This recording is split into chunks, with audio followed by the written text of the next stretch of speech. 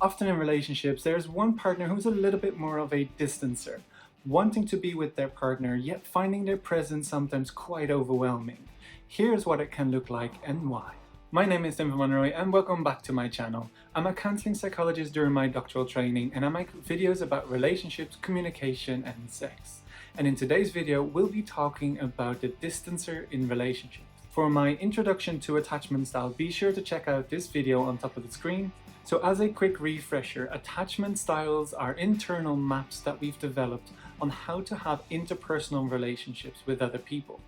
These maps are particularly relevant with romantic partners or people you're really close with. For someone whose style is a little bit more distancing or withdrawing in a relationship, deep feelings can be quite uncomfortable and overwhelming to experience.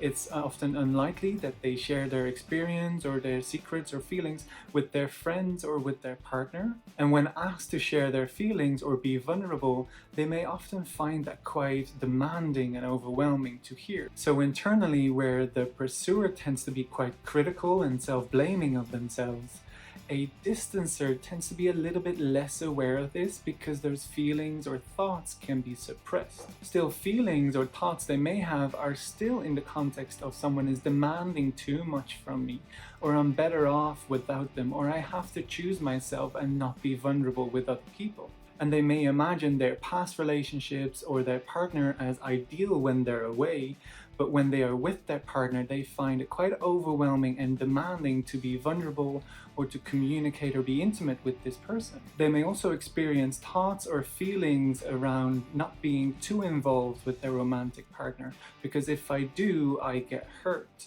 Or there are better things in life or more important things in life to do than to be with someone, and I rather focus on work or on my hobbies or friends. Intimacy for someone can be quite overwhelming and difficult. For example, they may find casual or hookup sex a lot easier because they're not emotionally attached and they don't have to worry or be concerned about this person.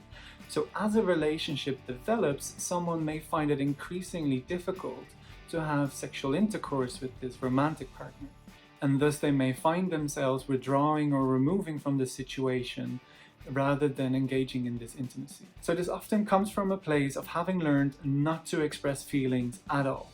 They may have learned to grow up really quickly as a child, or when they were vulnerable, they got such negative reactions to this that they learned to shut it down and not be vulnerable and not express emotions at all. And as we've spoken about before, there's sort of a dance in these relationships. Often a distancer is with a pursuer. So the more the distancer wants to be independent or wants to have its own space, the pursuer tends to lean in and ask for more. This is where the distancer may be experienced as too independent, or the pursuer may be experienced as too demanding. And with the dance in relationships, often the distancer, the more independent the person wants to be, and the more they shut down, the more a pursuer will ask for vulnerability and ask for connection. And this is how they trigger each other's insecurity. So overall, they've learned to trust themselves and not the other person.